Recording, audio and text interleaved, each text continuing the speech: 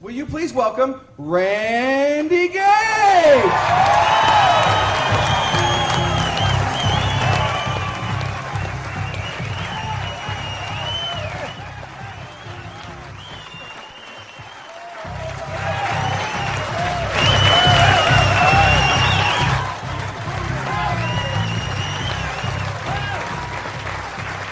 Thank you. Thank you.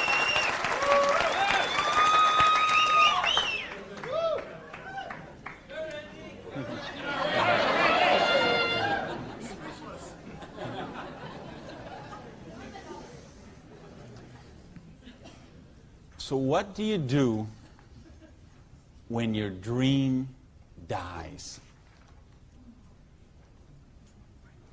Do you sit down and cry? Do you give it up and let it die? Or do you give it one more try? Let me tell you the way it worked for me. I came to work one morning about 11 o'clock.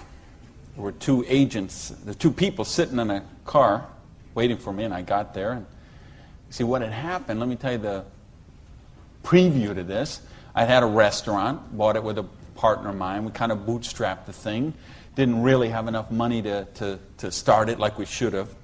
And we tried to grow it as best we could, but we didn't pay the taxes, and we struggled by and borrowed from this account to that account and this account to that account. And eventually I bought him out, and I sent a letter to the IRS, who's the tax agency there in the States, and said, I'm the new owner here. We've had some problem with taxes. I want to make this right. Let's work out a payment plan. And I never heard anything for 3 months. So I sent a check in there. Here's a deposit, $1,000, good faith. Didn't hear anything for 3 months, so I sent another check, another letter. Never heard a thing for a couple of months until that morning. They're waiting on the car. You Mr. Gage? Yes. I'm Agent so-and-so. This is Agent so-and-so. We're here from the Internal Revenue Service. We have your letters here. We have your files here. And we know you have $15,000 in back taxes. So we need that money. There's a 100% penalty because they were not filed. So that's $30,000. And then there's the late fees and the interest payment and the this and the that. And we need $37,000 today, or we're going to seize your restaurant. So I was like, I must have left my checkbook at home, right? And so I called my lawyer, I called my accountant. They all said the same thing. There's nothing you can do, Randy. You got to work something out with these people. And I remember hiring a consultant who used to be an IRS agent, and she negotiated with him. She called me one day and she said, Randy, we're at the end of the road. The way they keep compliance is they have to set some examples sometimes, and you had a busy delivery business and they saw those cars going all the time with the signs on them, and they need to make examples, and they just want to make you an example. And so they auctioned off the place on the courthouse steps, $500,000 a year operation. They auctioned it off for $11,000. And I couldn't beg, borrow, or steal $11,000 to get it out of hock, so that was the end of my dream. And I remember driving along in the car that day, not even my car because I didn't have a car anymore. I remember driving along in my friend's car and crying in the car, thinking, I have to call my mother and tell her this. I have to tell my friends this. I mean, I was so ashamed. I was so humiliated. I didn't know what I could do. How was I going to tell people that I had lost my business? And between the $37,000 I owed those guys and then the money I owed for the vendors, whatever money I had left that day, I took and paid off the employees and said, this is the last check you're going to get, so, do what you can with it. And that left me $55,000 US, $55,000 in debt. No house, no car, no credit cards, no job. And what do you do in a situation like that? Well, when you have your dream. And see, that was the biggest dream I had at that point in my life. Because as you heard from Ford, I'm a high school dropout. I started off as a dishwasher in a pancake house. And then I worked my way up to cook, and then I became a waiter, and then I was a manager trainee. And I thought, boy, if I could just be a restaurant manager, that would be, I could wear a tie, I'd go around with the coffee pot. How's your dinner this evening? Everything okay? You know, I thought, oh, this would be it. Until I got that job. And then I realized I worked 60, 70, sometimes 80 hours a week for a fixed salary. And, you know, and then I became like the problem store manager, and they sent me around to different cities whenever they had a store losing money. They would send me there, and it was my job there to go and be the turnaround guy. So I'd go in and work on the payroll, work on the food costs, the controllable expenses, make the thing profitable, and they'd send me somewhere else. I lived in 18 cities in 5 years. So think what kind of home life you have, what kind of friends. You don't have any friends. You don't, you know, because people stop calling you. Because every time they call you, you're always working. And you never go to the movies, and you never go to dinner, and you never go anywhere, so they just stop calling you.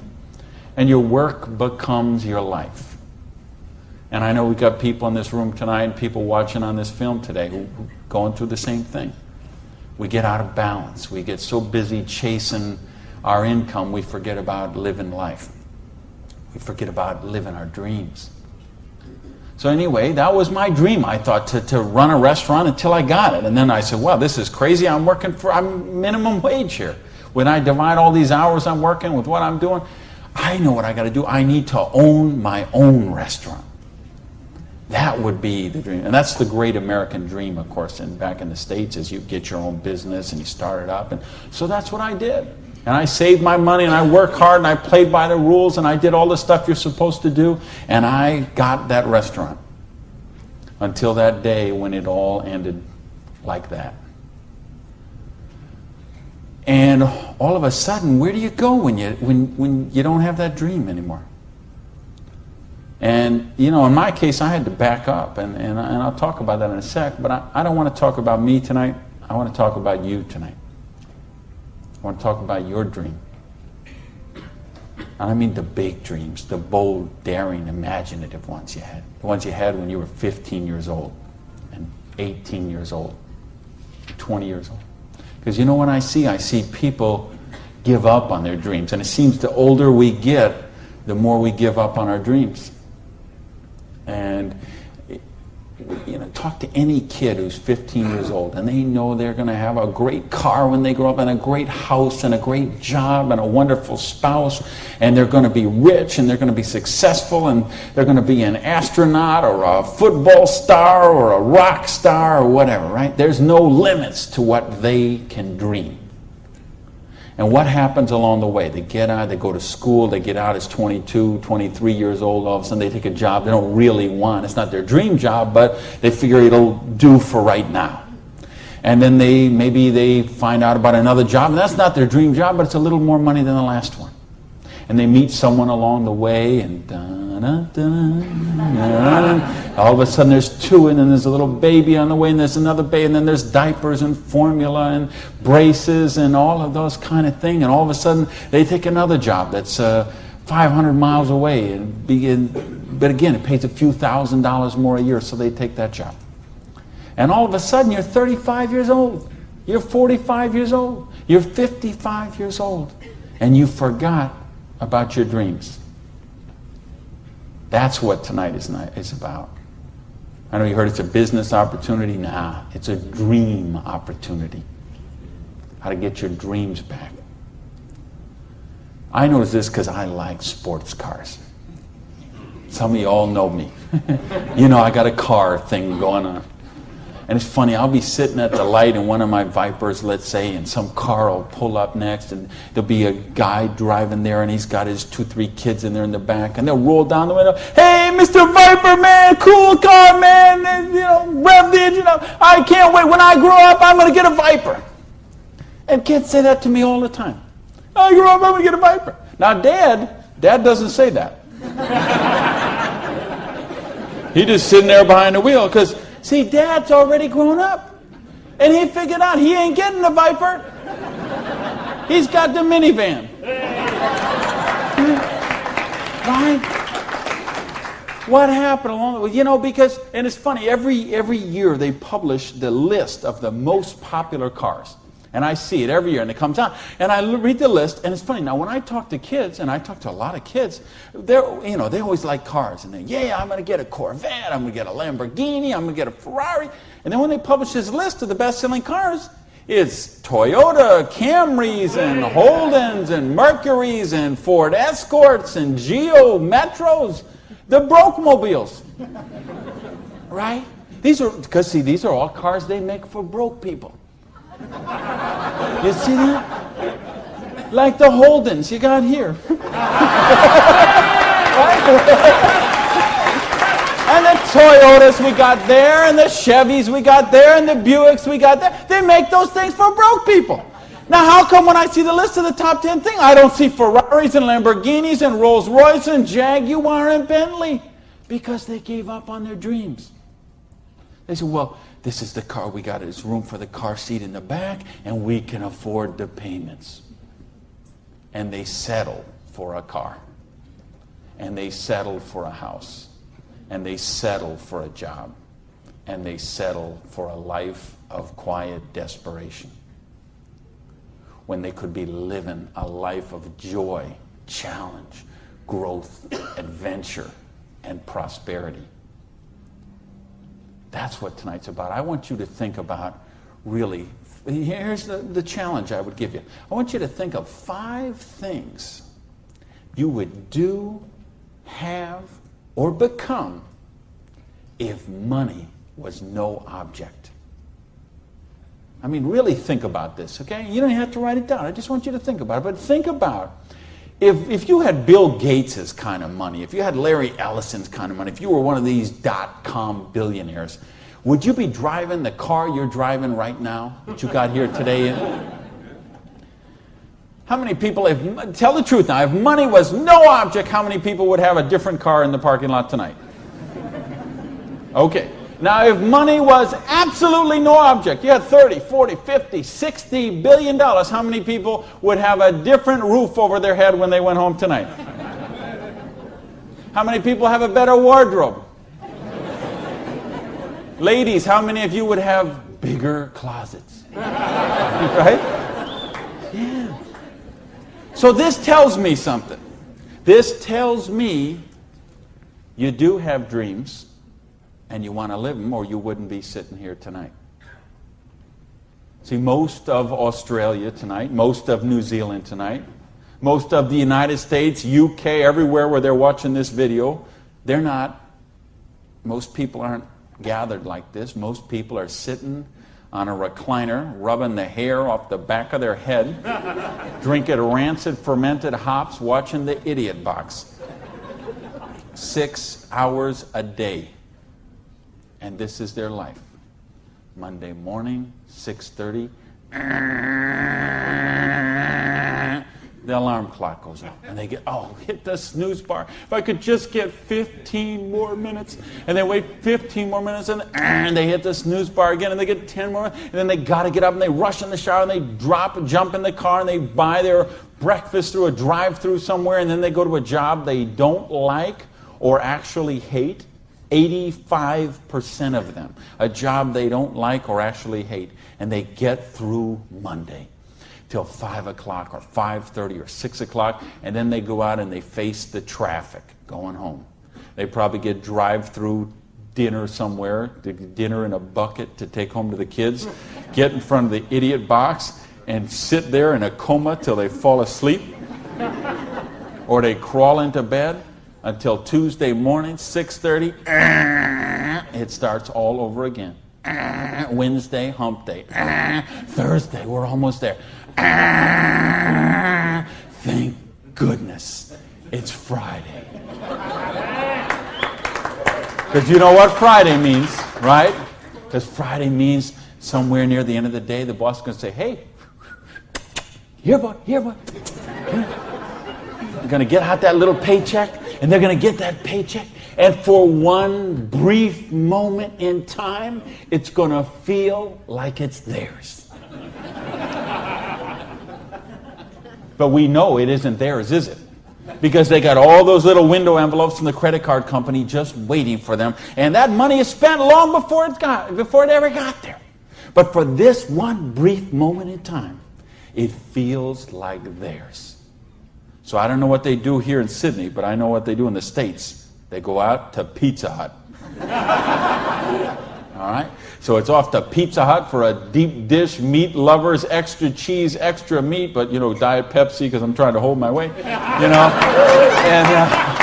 off to the Pizza Hut, and then it's off to the neighborhood video store where they rent 3, 4, 5, 6, 8, even 10 videos to get them through the weekend. And they will spend their entire weekend sitting on that same recliner, rubbing that same hair off the back of that same head, drinking the same rancid fermented hops in a coma all weekend long, video after video after video, so they don't have to think about their life of quiet desperation until Monday morning, 6:30, when it starts all over again.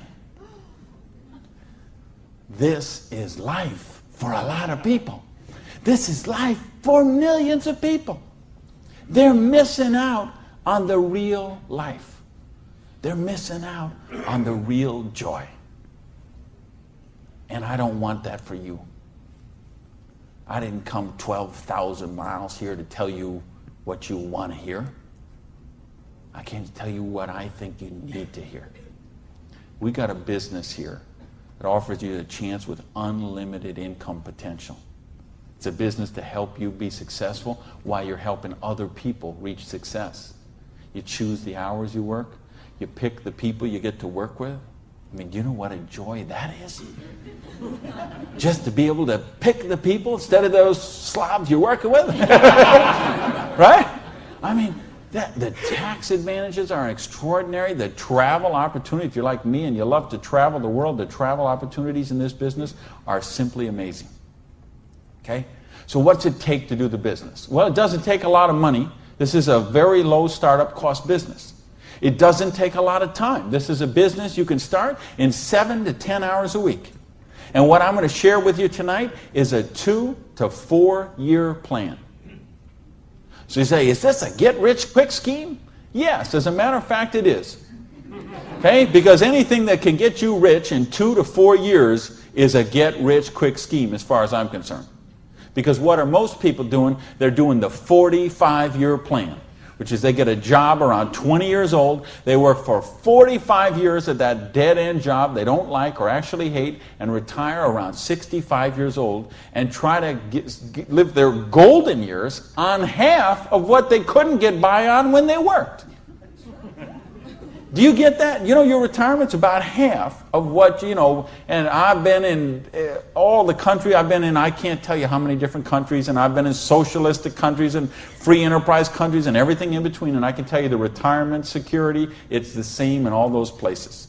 Your golden years, if you're counting on the government to take care of you, if you're counting on pensions to take care of you, you're looking at living your golden years on 50% of what you can't get by on right now.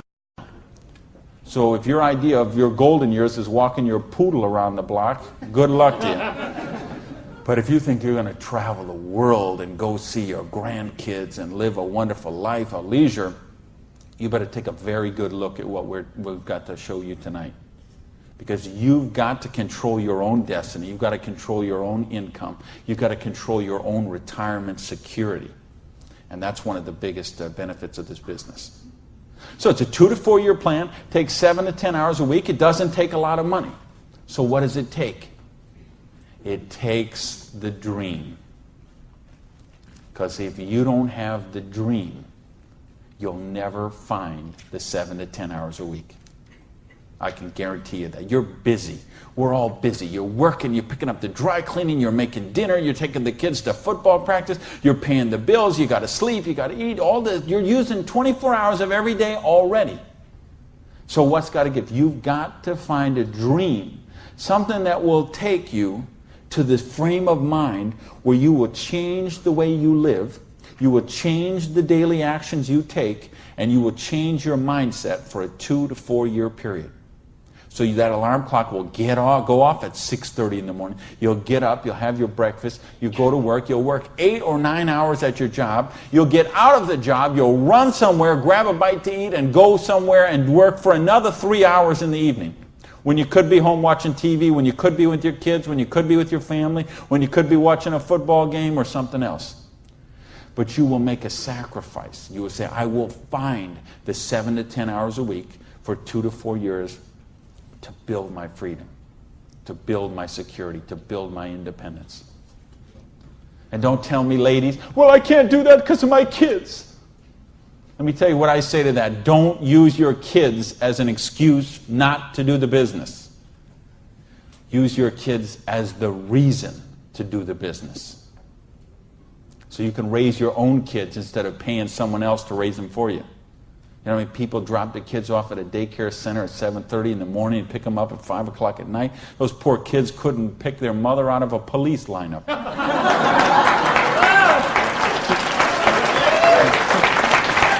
Right? Don't use your religion as an excuse. Let me tell you, I missed a lot of church for a couple of years while I built my business. I was doing meetings on Wednesday nights instead of going to church on Wednesday night. Some Sundays I was in a different city working with a long-distance line instead of being at church. But you know what happened? I tithe 10% of every penny I make to my church. And I make a lot of pennies these days. Okay, some Sundays, we seat 800 in my church. You know, some Sundays, they put that basket around and it starts here and it goes all the way down the aisles, all that just like that. And do you know sometimes the check that I put in there equals the checks of 799 other people all added together? That's what missing a few days of church did for me. Gave me time to serve on the board of the church, 2 years as the president, a couple of years more as the Blue Ribbon Committee. I've been able to contribute to the church. I've been able to teach a class on prosperity on that. See, I couldn't do that when I was broke. Do you really get that? You can't do these kind of things when you're broke. You can't help your kids when you're broke. When you're so busy trying to pay the bills, you're so busy trying to cover the mortgage, you're so busy trying to pay the rent, you can't live life. And that's not the way life is meant to be lived. I came here because I want you to have an amazing life like I have. And believe me, I have an amazing life. I live in my dream home. I live on the ocean, okay? I go to bed every night. I hear those waves crashing on the shore. I wake up, I go down, and I got a beautiful car to get into. I have beautiful people in my life. I have wonderful health. Everything is, I make more money every year than I did the year before. I am living a dream that is just wonderful. But I made some sacrifices along the way. And that's what I'm saying to you. Make some sacrifice. Take 2 to 4 years. Make a commitment. When you walk out of here tonight, make that commitment. Not to your spouse, not to your sponsor, not to me, not to yourself. Make a commitment to yourself that you're worthy, that you're worth it, that you will think back. And that's what I want you to really do, is say, okay, what were your dreams when you were 15? What is the house you would live in if money is no object? Do you have a picture of it somewhere that you carry around to fuel you? What is the dream car you want to be driving? Is it a red Lamborghini Diablo? Ferrari Testarossa? Bentley? Viper? What is it? Do you have a picture of it in your wallet? You got a picture of it in your planner? You have a dream board with it up somewhere? You got it up on the mirror in the bathroom? You got it up on the refrigerator in the kitchen? How much time you want to spend with the loved ones in your life? How much money you want to give to charity? I had lunch. Funny, I just got invited to be on the board of directors for the Florida Philharmonic. I'm so honored they asked that, and I'm proud to be a supporter of them. I'm so proud to be a supporter of the opera and the Young Artist Program and all kind of charities. Fascinating thing, though. I had lunch with the guy who invited me to be on the board. He gave $1 million to the Philharmonic this year. $1 million. So they can play beautiful music. That's money. That's money with a capital M. That's living a life of dreams. That's living a life of wonder, of joy, of adventure and growth. And that's what I want for you. But you got to know what that is. So please, those 5 things, what would they be? And maybe you're going to give $1 million to your church, temple, or synagogue. Maybe it's you want to take a year off and study ballet. Maybe you want to take 6 months and go on a cruise around the world. Maybe you want to fly in all your family from all over the world and have a reunion. Maybe you want a house in Paris and a house in Hawaii and a house in San Diego and a house in Berlin. I don't know what it is for you, but you have to know what it is. Or nothing I'm going to talk about tonight is going to make any sense to you. You'd be better sitting home watching Survivor, Big Brother, Fear Factor, whatever one of those shows. You could sit watching any one of those shows instead of be here tonight. Because if you're here tonight, you got to know what your dream is.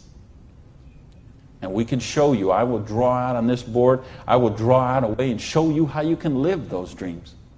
And I'll show you how to build some residual income, some retirement security, and you can just do the numbers yourself, okay? And you could say, all right, is there any of those 5 things that I would do, have, or become that I can get with what I see here on this board?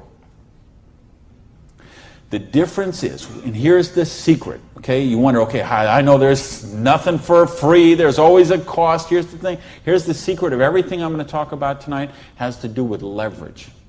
It's getting you out of the trap. And there's a big trap, okay? And this is the trap.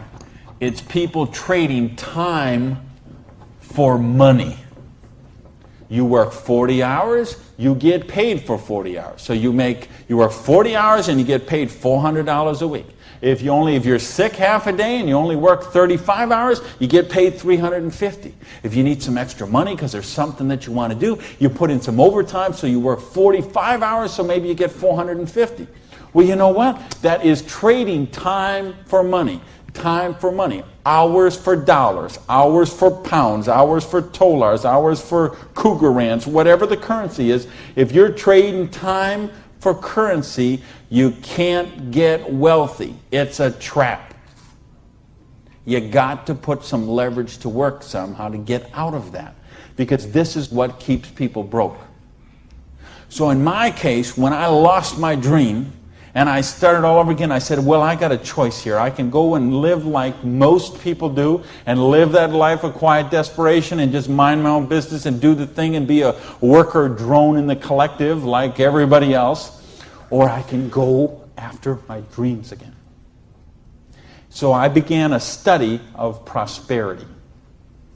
Because when you're $55,000 in debt, no house, no car, no credit cards, and you start selling the furniture, things look a little different. Anybody here ever sell your furniture for your business? Interesting scenario. Here's what I found. The end tables, not a problem. Coffee table, no big deal. Kitchen table, hey, you can always eat in the sofa. Lamps, no big deal. You got the light in the kitchen on the ceiling. But the sofa and the bed and the TV. How did I know you'd know that? The bed, the sofa, and the TV, they gotta be the last to go. Because see, I don't know if you got it here, but what we have in the States, we have infomercials on all night long. So once midnight hits, these infomercials start, and they're all about how to make money. So what do you do when you're $55,000 in debt and you're sleeping, with no furniture and whatever? You sit up all night and you watch infomercials. And then you sleep all day and you're so depressed, and you get up and you read the one ads and you think you don't have bus fare to go to the job interview, and you think how miserable your life is, and you eat macaroni and cheese 3 times a day, which is what I did for weeks and weeks and weeks. So I'd get up, sleep, mope around, eat my macaroni and cheese, and then midnight would start the infomercials. And I remember we had a Vietnamese guy named Tom Vu. I don't know if you ever saw that here, this infomercial. He had one of those courses on how to buy real estate, no money down. So one night, it's 3 a.m., I'm sitting on the sofa. Tom Vu comes on. He says, "You, sitting on the sofa! You, it's 3 a.m. Now I know he's really worried, because it's 3 a.m. I'm sitting on the sofa. He said, "You sitting on the sofa at 3 a.m. Your wife's asleep. Your baby's asleep. You are a loser." Nobody cares about you. You a loser. If you don't buy my program, you deserve to be broke.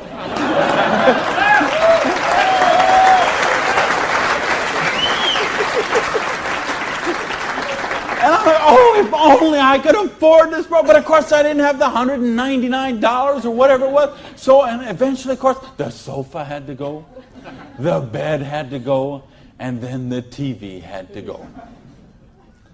And then something else had to go. And that was my mindset. My victim, loser, woe is me, oh, the circumstances are against me. That mindset had to go. And I had to say, okay, I am sick and tired of being sick and tired. I am sick of being broke. I am sick of being sick. I am sick of being stupid. I'm sick, the truth is I wasn't even broke, okay? Because I would have needed $55,000 to qualify for broke. Okay? I would have been happy to be broke at that point in my life, okay? At that point, I would have been happy to have an alarm clock going off at 6:30 waking me up. Now, is that the dumbest invention you ever heard, though, an alarm clock? You're supposed to wake up when you finish sleeping. But, right, what do? We stuck in the thing. So now at this point, I wouldn't have been happy with an alarm clock. Okay, but I started a study of prosperity. And here's what I found. 2 secrets of prosperity. If you want to be wealthy, secret number 1, you have to be your own boss. You ain't going to get rich working for other people. If you've got to get a job as president of Disney Studios or, IBM calls you up and wants you to be the vice president of operations, maybe you're going to make a lot of money. All I know is those people weren't calling me, okay? And they may not be calling you, okay? So if those people ain't calling you, you want to get wealthy, you got to be your own boss. Because let me tell you a secret. I don't care how nice your boss is. I don't care how much your boss loves you and wants to help you. The truth is they have to buy you at wholesale and sell you at retail. Otherwise, they don't make money and they don't stay in business. So the only way they make money off you is to buy you at wholesale and sell you at retail. So if you want to make money, you got to be able to get up in the morning, look in the mirror, and know that you're talking to the boss. And issue number 2, and this is the most important thing, which we mentioned, you've got to employ the concept of leverage. And this is something, J. Paul Getty, who was one of the wealthiest people the world ever known, he understood this. And he was quoted oftentimes, this is probably his most famous quote, when he said, I would rather have 1% of the efforts of 100 people than 100% of my own efforts. Because he understood the concept of leverage. And he became one of the wealthiest people the world has ever known. So tonight, I'm going to share with you how you can employ this same concept of leverage that the wealthiest people in the world do, and it'll allow you to get your share of that kind of wealth. And I'm happy to say, I'm one of the wealthiest people in the world. You know that? Now, you know what? I don't have Bill Gates' money. I don't have Larry Ellison's money. I couldn't spend $90 million on a boat down in the Kiwi race there next week. But you know what? I'm one. If there's 6 billion people, whatever there is on this planet, I'm wealthier than 5,990, whatever, 99.8% of them. And I'm a dishwasher from a pancake house. But I understood leverage. Now, how do you put this leverage? It's a business called network marketing, sometimes called multi-level marketing. Sometimes we call it MLM for short. What is it? It's a business that allows you to leverage the efforts of other people who have a dream and are willing to trade that 7 to 10 hours a week to get a dream. So you're going to introduce them to the business. You're going to teach them a duplicatable system that they could follow and duplicate the same results with people that they're going to introduce to the business and create this system that everybody can follow, and everybody will get a nice chunk of the organization that is built. And because you direct your own organization, because you are your own boss, you get some residual income out of the efforts of the people that you introduce to the business. That's the leverage. It's no different than when Madonna makes a record, and every time they play that CD, she gets a royalty of that. When Coppola does a movie and that movie plays, it gets a royalty of that. This is how the average person can get leverage. See, if you got money, leverage is not a problem. You can leverage your money. You can buy stocks, bonds, invest in companies, invest in real estate, all that kind of stuff. I couldn't do that. If you could buy a franchise. If I would have bought a restaurant franchise instead of opening my own restaurant, chances are I'd still be in the restaurant business. But you know what? I couldn't afford the franchise fee. I didn't have that kind of money. Ask someone about the stock market, they'll tell you, unless you got $25,000 you can afford to lose, don't even get in the stock market. Well, I didn't have $25,000 I could afford to lose. I didn't have $25 I could afford to lose. Forget about. So I didn't have the money to leverage. And if you got a couple $100,000, couple million you can leverage, hey, maybe you don't even need to be here tonight. But I'm speaking to the rest of you who don't have that kind of money. And the rest of you who used to have that kind of money till the stock market tanked, and now your retirement fund is 40% of what it was 2 years ago. Okay, let's talk about how you build your security. Well, so what is network marketing? It's just a new paradigm in distribution. Been around for over 50 years now. And it is, why I say it's a new paradigm in distribution is because it's changing the way we get products and services to the consumer. And with things that have happened recently, like the internet, overnight shipping, satellite, telephone, fax technology, all of this stuff is driving network marketing to be a bigger force today than it has ever been. So it's been growing consistently for more than 50 years. There are somewhere between 14 to 16 million people in the network marketing direct selling industry. And it will do somewhere between 70 and 80 billion dollars US this year. So this is a very credible business. And if you've been reading the financial papers the last few years, you've seen it mentioned in the Wall Street Journal, had front page cover stories on Success Magazine, Forbes Magazine. The mainstream press is really starting to pick up on this. Now, why is that happening? Is because it's the future. It's what has to be, because what has happened in the past doesn't work anymore. In other words, here's how it used to work in distribution. We'd have a manufacturer. They would make a product. They would sell it to a wholesaler who would buy it, resell it to a rack jobber who would buy it, resell it to a retail chain. They would buy it, send it to a warehouse somewhere, sits in a dusty warehouse for 6 weeks, and then it gets transferred by truck, maybe it goes to the store, and then you come in the store and you buy this product. Well, they had to make money, they did. You have all these parasites who were taking money out of your product. I say, why am I calling all those people parasites? Well, it's not that they're not nice people, it's just that made sense 100 years ago. It doesn't make sense today.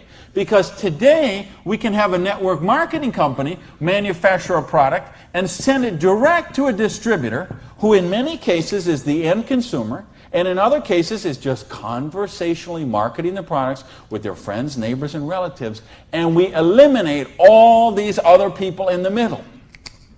So look at the difference. This made sense 100 years ago. Something came by boat over here. Maybe it went from California, it went on a ship, came to the East Coast here, and then it was transported across to Australia, over to the outback. It was the same thing with us. We used to get stuff from England, and it would land in Boston or New York, and then it would go by stagecoach across the country, and then it went by train, and then it went by truck, and this is the only way it worked. This is all we knew. Then we got fax machines, we got the internet, we got Federal Express, UPS, overnight delivery, we got 800 telephone numbers, we got fax machines. All of a sudden, this doesn't work anymore. It's a broken model. Why do you think so many businesses have been in bankruptcy in the last 5 years? And I mean big name, 100, 200-year-old companies, retailing giants like Macy and Stalwarts that we would think have been around forever. They went into bankruptcy court. Why? Because they have a broken distribution model. This is the model of today. This is the model of the future. And with what we're doing now with internet and 800 numbers and ordering, this is going to get just bigger and bigger and bigger. So what this does is this allows you an opportunity to participate on a new paradigm in distribution. I want you to think when fortunes were made. They're made in revolutions. The agricultural revolution made a bunch of rich landowners. The industrial revolution made a bunch of rich factory owners and business owners. If you think of Carnegie, the steel, the Amoco people, the Standard Oil people, the Henry Ford and the Chryslers, and think of all the old money today. It all came from the families we know today. It came from the Industrial Revolution. So now we have the distribution revolution. So what this means is that 50 years, 75 years from now, there's going to be a meeting at a hotel somewhere in Sydney, Australia, and they're going to say, think about the old money today, the Gage money, the Hawkins money, your money, and say that was made in the distribution revolution. Because they saw the power of the internet, overnight shipping, fax machines, 800 number, and how to put all this together into the new paradigm of distribution. This is what we're in right now. And I believe the next 2 years is going to be the biggest years of growth in the history of the industry. And you could be a part of it. Well, your income 40 years from now is going to be present on what you do for the next 2 years. Now notice, we have all this money that got wasted before. Where did it go? Well, there's two places it goes. Number one, it goes to product research and development. And I'm going to talk about that in just a little bit. And the other place it goes is right here to you, the distributor. The people who actually get involved with the business. All this money that you use, because see, sometimes you could go to the store, you could buy a box of cereal for $3.50. The actual cereal, the cost of that cereal might be 40 cents, 35 cents. What is all the rest of that money? It's all this wasted layers of distribution. So see, that isn't necessary anymore. So that money gets freed up, and because you are a pioneer of the industry, because you are somebody with a vision and a dream, and you're willing to trade the 7 to 10 hours a week to get the dream, you are going to cash in about that. I want to sketch out how the business really works, so you get an idea how the money takes place and how you can participate in that. I guess, is this? I think this is, I found the secret. You do it a little different here down under. All right, let's talk about how you make money in the business. You, not me, not them, you. How do you make money? Well, you got a dream. You're willing to trade 7 to 10 hours a week for 2 to 4 years to get your dream. So you sponsor in the business. Okay, you make that commitment. Your sponsor says, all right, I'm going to work with you, train with you. What we're going to do is we're going to help you identify, and I'll use this as an example, 6 people who you know who have a dream and would be willing to trade 7 to 10 hours a week to get the dream. Fair enough? Everybody follow me so far? Everybody follow me so far? All right, just making sure you're not nodding off over there. All right, now let's suppose that everybody involved in the business produces a volume this first month that you get involved in the business of $100. Now notice I didn't say $1,000 or $10,000 or $100,000. I said just $100. Why? Because I want to show you this is very simple, very duplicatable, very doable for everyone. The secret of this business is leverage. We have a lot of people doing a little bit, just 7 to 10 hours a week. So now if you and each of the 6 people you introduce into the business produce a volume of $100 the first month, you'd have $700 worth of volume in your organization, right? Now, we have a lot of different companies represented here tonight. There's all kind of different pay plans. But I think you're going to find as an average, what you're going to see in the business is you can make about 10% of what your organization does in volume. So if you had 6 people plus yourself, everybody did $100, you'd have $700 volume, so you'd make $70 your first month in the business. Now you say, come on, Gage, you brought me here for $70 a month. I can't even wash my Lamborghini for $70 a month. I understand. But see, believe me, I understand. I know what it's like to keep cars clean. But this is just month number 1. And how much, if you're a doctor, and by the way, if you're a doctor, if you're a lawyer, if you're an accountant, you know what plan you work under? Trading time for money.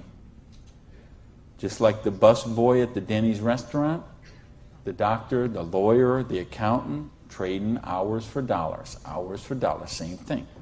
So how much did you make when you learned to be an accountant? You probably went to school for 10 years. While you learned to be a nurse, when you learned to be a doctor, when you learned to be a lawyer. Think how many, you didn't make anything. So don't be crying about your lousy $70 here, okay? Because you're learning the business. Because look what happens next. Now the second month, we're going to say, we're going to help you help your people. We're going to teach you that duplicatable system to teach your people. And we're going to have them, now we're going to say they're not quite as bright as you are, okay? They didn't quite get this as good as you did. So they each got 5 people that they're introducing to the business, all right? Now, of course, it will not work out exactly this way, because I know some of you accountants there are sitting there thinking, okay, this guy might only get 4. Don't worry about that. I'm just making an example. So you got the 6, and the 6 each got the 5. Well, that would put 30 new people in your organization. Plus, you still have the 6, plus you got you. So now, the second month, you'd have 37 people, each doing $100. How much would that be? $3,700, right? So 10% of that would be how much? $370. Now you say, okay, $370 is a nice little pin money, but it still isn't going to buy my Lamborghini. I understand that. But that's just month number 2. Because all of a sudden, look what happens. There's 36 other people who are, now they're not working for you, they're working for themselves. So they're not calling in sick, they're not stealing paper clips to take home, okay, none of this stuff. They're all working for themselves, right? Now, what happens when we duplicate the process? And we say, now we're going to teach them how to teach their people. And you say, well, how do you do that? We've got a complete step-by-step duplicatable system to show you how to do that. You're going to teach your people how to teach their people. So we say, what if those 5 each just got 4? Now, why I'm doing this? Because I want to be really, really conservative. If I showed you what could really happen, I'm afraid you might swallow your teeth. So I'm going to be very conservative. So now if the 30 people each just got 4 people, now we'd have 120 new people in the organization. They don't work for you, they work for themselves. 7 to 10 hours a week, they're building a dream. 120 plus the 30 plus the 6 plus you, that's 157 people. Everybody just doing, not 1,000 a month, not 10,000 a month, not 100. $100 lousy dollars a month does $15,700 income or volume, which means your income for month number 3 would be $1,570. Now all of a sudden we have a little money, we could play with something. We could do something with $1,500 a month. Do you know how many bankruptcies would be avoided with $1,500 a month? I would make a bet to say of all the personal bankruptcies, and there's been a record year for personal bankruptcies the last 6 or 7 years in a row. Every single year has broke the record from the year before. And I had someone very close to me did this just a couple of years ago. And I'm telling you, I bet 90% of them would be eliminated with $1,500 a month. In fact, 90% of them would probably be eliminated with $300 or $400 a month. Just this much, the $370 a month, would help most people that they could just start paying down their credit cards instead of paying those minimum balances every month.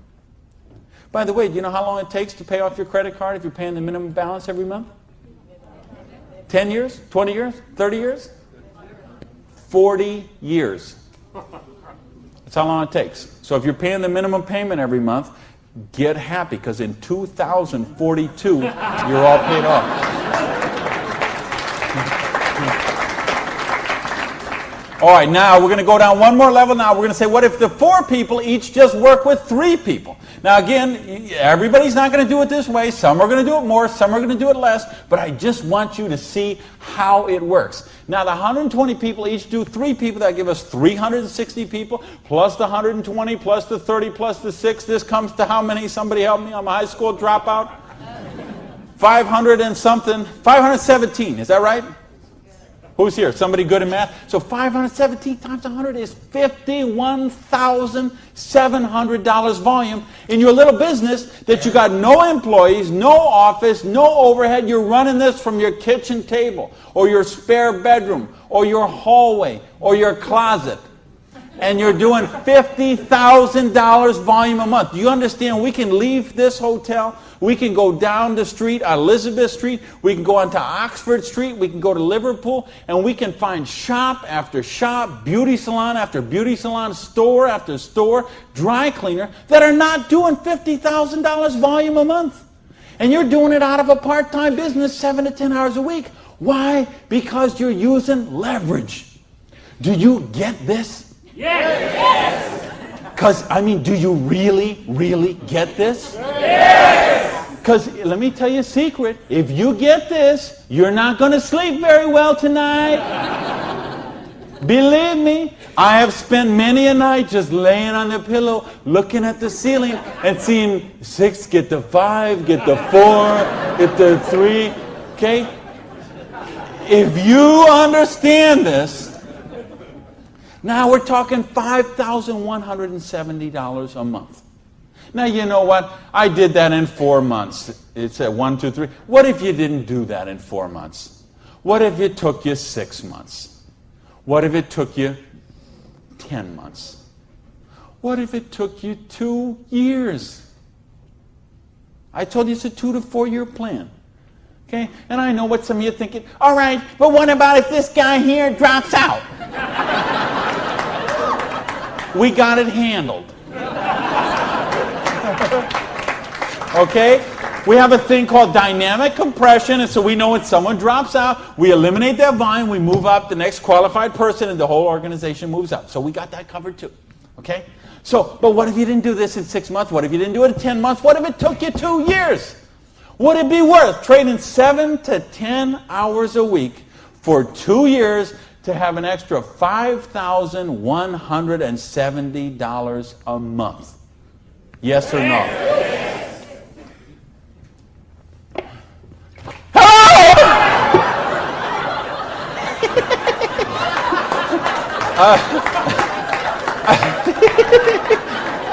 Aren't you glad you got the front row, baby?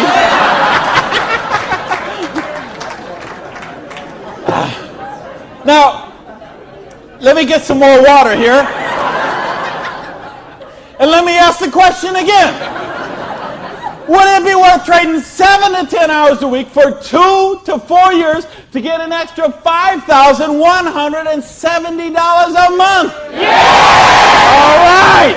Thank you. That's a little better. That's what I'm talking about. When you get this, when you really get this, you're not going to sleep tonight. Because you see how a dishwasher from a pancake house could become a multimillionaire. You see how a farmer's wife from Utah could make $80,000 US a month. You see how a woman with 2 kids and an abusive husband could leave her husband and become a multimillionaire. You see how people on welfare can build complete financial independence. And they can do it with integrity. They can do it with honor. They can do it with helping other people, giving value, contributing. That's what we got to offer here.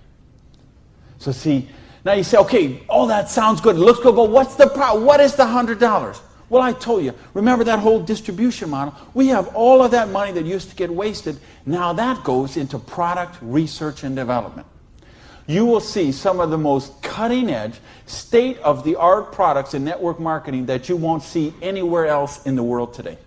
Some of the best scientific breakthroughs, some of the best health breakthroughs, some of the best wellness breakthroughs, medicine breakthroughs, herbal breakthroughs have been personal care products, environmentally non-toxic, natural products. Some of the most breakthrough products in all of those categories have been brought to the marketplace because of network marketing, because they have the time, the money, the research, the resources to do that kind of research.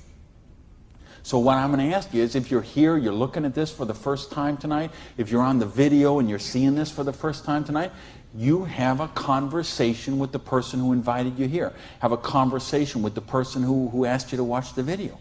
And they will give you a catalog. They'll give you some brochures. They might have some tapes, some videos, some other things, and you'll find out about these products. What I want you to see tonight, right now, is the big picture. how the distribution model works, because this is how fortunes are made. People who recognize new paradigms become pioneers in those paradigms, and they reach the reward for generations sometimes. So the products are there. Next question is, say, what about the support? I don't know anything about this business. I've never done it before. How can I do the business? Well, that's what the system, we keep talking about a system. In other words, we've got a system where we're going to teach you how to do the business, and we're going to teach you how to do the business while you actually do the business. That's why we've got this presentation up on the internet. That's why we have this meeting in this hotel here tonight. You have a sponsorship line. So you see, a lot of people say, well, I don't want to be this guy here. I want to be this guy right at the top, because look at all these people he's got under him. Well, you know what? This guy or this gal down here, this person and this person and this person and this person, and all the way up to the company, all those people work for that person for free, because every one of those people have a vested interest in their business. So you want to have 150 people between you and the company, because they all work for you. So they will go with you and they will do two-on-ones with you. They will go to your prospects and sit down at a coffee shop and bring a notepad and explain the business to them. They'll conduct meetings like this where you can bring your people and let them see what the business is about. They'll bring in speakers from all over the country and sometimes all over the world, so your prospects can see and meet and learn from some of the most successful people in the business. There's conference calls, there's monthly newsletters, there's regional trainings, there's company conventions, there's audios and videos and brochures and booklets and catalogs. There is just hundreds of little tiny things that are all designed for one particular goal in mind: to make you successful. See, you are in business for yourself, but you're not in business by yourself, because you have that whole support network of people to help you build the business. So, and that don't happen when you open up your own, and you know this, most of you in this room, you know, if you've ever been in the restaurant business, like I have, you know what I'm talking about. If you own a beauty salon, you know if you own a little store or a shop, you know you don't own the business owns you. And you know if you work for someone else, you're never going to get wealthy that way. So what we've got tonight is a model that lets you work for yourself, but not by yourself, and it gives you the option to build your future. Now, I want to give you 3 options. If you're thinking about the business, I want to suggest 3 things to you. Option number 1 is you say to me, you know what, Randy, that sounds good, it looks good, but you know what, I'm one of the 1/2 of 1%. I love my job, and I get paid exactly what I'm worth. Well, you know what? If that's you, I don't know how you still made it this far in the room tonight, but if you did, thanks for staying.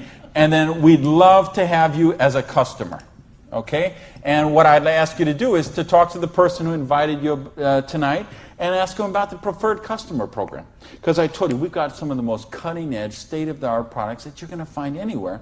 And the difference is, if someone in this room or someone who asked you to watch this video told you about them, they will become your personal customer service representative. So you're not calling some 800 line that you never met, or sending things off and going into a store and standing around for 20 minutes trying to get someone to wait on you. You're going to have the personal attention of somebody who knows you and cares about you and will look after your needs personally. Now, option number 2 is what we call the small business. You say, you know what, Randy, this sounds good. I like the idea of being my own boss, and I like the idea, or maybe you're looking at a nutrition company and you say, well, I'm a chiropractor, massage therapist, an iridologist, or physical therapist, and I want to sell this stuff to my clients. Or maybe you're being presented to a personal products company and you own a spa or a gym or salon and you think you could sell them there. Or maybe it's a cleaning product stuff and you've got a cleaning service and you could sell them to your clients. Well, if you're looking to just kind of use the products yourself, buy them at wholesale, and then conversationally market them to your friends, neighbors, and relatives, that's a small business. And if you want to make a couple $100 to a couple $1,000 a month, the small business option would be the one for you. Now, there's one more option, and that's the big business option. Okay? And that's the stuff that we're talking about right now. Meaning, you're not looking just to retail a couple products to a friend. You want to build complete financial independence. You got a dream. You're willing to trade that 7 to 10 hours a week to get the dream, and you're willing to do a 2 to 4 year plan, and you want to work to build that dream. You want to build an organization like this. That's the big business option. If you're looking for financial independence, then that's the option for you. Now let's bring this all together. I told you what happened when my parade got rained on. My dream looked like it was going to die, and I drove around in that car. I remember crying in that car and thinking, having to call my family and call my friends. And that it just took so much out of me. And I'll tell you what I did. I went in, and here I was. I had owned a restaurant. I'd owned 2 restaurants in my life. I had been a restaurant manager for years. I went and found a restaurant in South Miami, a little diner that was open for breakfast and lunch only, way in the Southwest where I didn't know anyone, and I got a job as a breakfast cook, flipping eggs.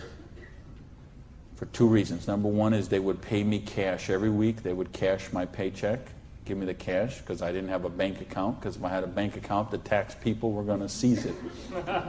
So I needed someone who would pay me cash, and I needed to go get a job and just make some money to buy macaroni and cheese. And I had to lick my wounds. I had to take a couple of months and just regroup. I had lost my self-esteem. I had lost my drive. I had lost so much that I just didn't even know where to go. So I needed that time to do that. And so I got up every morning at 5 o'clock in the morning and took a bus down to South Miami to be there by 6 o'clock, 6:15, and flipped eggs every day till 2:30. And I did that all week long. And I did that for months to kind of just get my sanity back, get my esteem back. And then I went back to this business. And see, I didn't have the money to get back in the business because I still owed tens of thousands of dollars. But I had been in the business once. I had made some money. That's where I got the money to buy the restaurant initially. And what had happened, I'd been with a new company. It was not a stable company. I got some money. I bought my restaurant. That company went out of business. Well, then I was in the restaurant and working 80 hours a week, and then it just, that's what happened. So now, owing $50,000, I knew I was never going to pay this off flipping eggs, and I knew I was never going to pay it off even if I got a job as a restaurant manager. I mean, do you know how long I'd have to work as a restaurant manager before I could make $55,000 and pay it off? And I owed even more then because I borrowed a bunch of money just to live. So I said, I've got to get in this business. So I went to someone I knew in the business who knew me from before, and I said, you know me, you know that I can work, you know I have a dream. I don't have enough money to get in the business. Needed about $600 to start that business. Rob, he lent me that $600. And you know what? Best decision he ever made. So I went out, and I didn't do this business 7 to 10 hours a week. I did this business 7 to 10 hours a day. I sponsored 9 people the first month of the business, okay? I didn't do 6. For those of you who say, well, it doesn't work this way, you're right, it didn't. I sponsored 9, okay? And at the end of the month, I had 60 people in the business, month number 1. Month number 2, I sponsored 2 more people, so that's a total of 11. I had about 130 people in my organization at the end of month number 2. Month number 3, I didn't sponsor anybody. Okay, I just worked with the 11 that I had sponsored in the first 2 months. The organization went from about 120 people to 360 people. And month number 4, I sponsored a couple more people in the business, and the organization was bigger than this one right here in the 4th month of the business. Now, it wasn't 6 months, wasn't 10 months, wasn't 2 years, wasn't 10 years. It was 4 months. And I made easily double that money. What you see on the board, I made that in my 4th month of the business. Now, how did I do that? I needed to and wanted to very badly. I was hungry. I had a dream, and I was sick of being broke. And that's what I want you to get out of this is, do you understand? This is how it goes. There's no limit here. You could sponsor 7. You could sponsor 8. You could sponsor 9. You could build this whole organization, build yourself up to get $50,000 or $60,000 a year residual income, and then you could go out and you could sponsor 5 more people and start the whole process all over again, the same exact thing. And you could have 100,000 residual going. And you could start with 5 more and you could have 150,000 residual going. And if you put 5 people a year in, and it's very simple, put 5 serious people in the first year, put 5 serious people in the second year, put 5 serious people in the third year, and you will be making a fortune. Put 5 serious people in the fourth year, you'll have a business worth at least $1 million, I project. Put 5 more the next year, and you're going to have a business worth a couple $1 million in 5 years. Why? Because we got residual income here. You're building leverage. You're getting this going. And that's what I want you to get.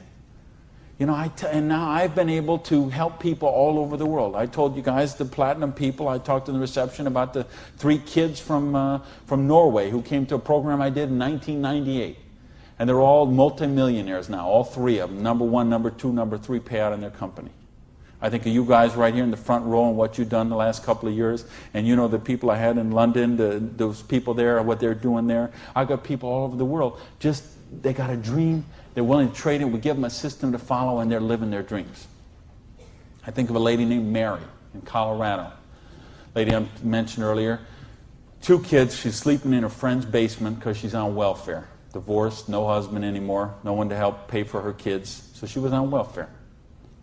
And along the way, she got attracted to the business. Along the way, I was able to touch her and touch her life, show her some things, how to follow a duplicatable system.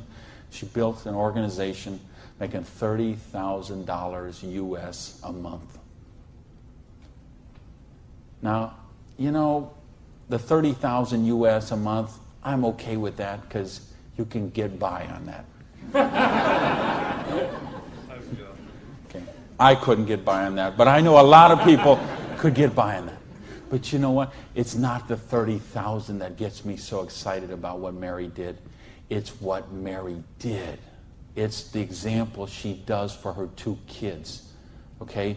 It isn't just the money. It's what, I mean, do you know what that means to those kids to see this woman who was on welfare and just desolate and nowhere to turn, and you meet her today and she is so well dressed and positive in her esteem and she's so confident and she is modeling this behavior and setting such an example for her kids. This is how you raise good kids. Is you show them how to be successful yourself. You don't tell them grow up and get an education, grow up and be successful, grow up and make money. You model the behavior for them. Jan Rue, who a lot of you know, I've done programs with Jan. Here's a lady, same thing, abusive husband, divorced, 3 kids I think, became the number 1 payout in her company. Why? Because she had a dream. And she was willing to trade that 7 to 10 hours a week to get a dream. And we've got the model here where you can do that. There is no limit to what you can do. But I don't want to talk about my story anymore. I don't want to talk about Jan's story. I don't want to talk about Mary's story. I don't want to talk about Orion's story. I want to talk about your story. I don't want to talk about my dreams, Jan's dreams. I want to talk about your dreams.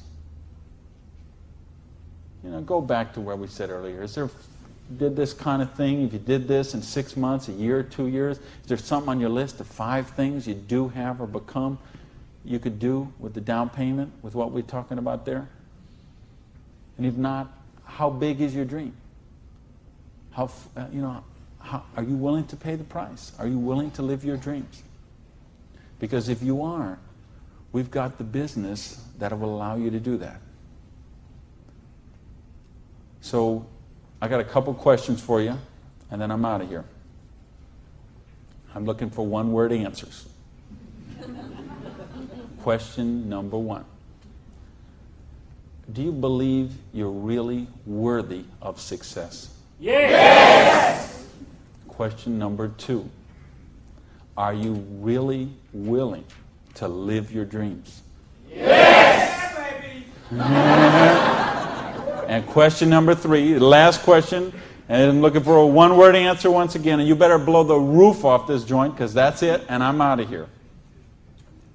Because all of this, all of these numbers, all these things, it all goes back to this one circle.